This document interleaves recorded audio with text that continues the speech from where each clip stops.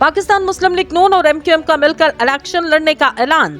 MQM और नून league ने मुश्तरका इंतखाबी हिकमत अमली पर इत्तफाक करते हुए मिलकर इलेक्शन लड़ने का आज ऐलान किया।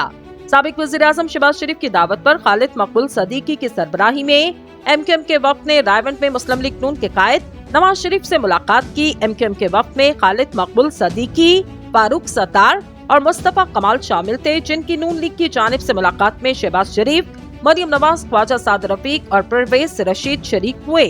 जराये के मुताबिक 1 घंटे से जायद की इस मुलाकात में आम इंतखाबात, इंतखाबी इत्तेहाद और मौजूदा सियासी सूरत हाल पर गुफ्तगू की गई, जबकि इस दौरान पाकिस्तान के अवाम को माशी दलदल से निकालने पर तबादला ख्याल किया गया।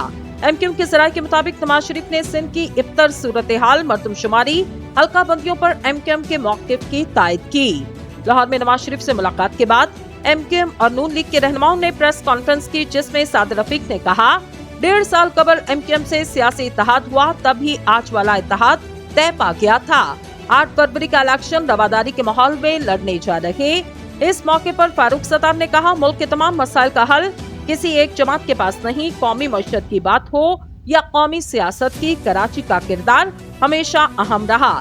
मुस्तफा कमाल का कहना था, इंतखाबी इत्तेहाद वजारतों के लिए नहीं, लोगों के मसाइल के हल के लिए होगा। कराची दूध देने वाली गाय है तो इसे चारा तो खिलाएं।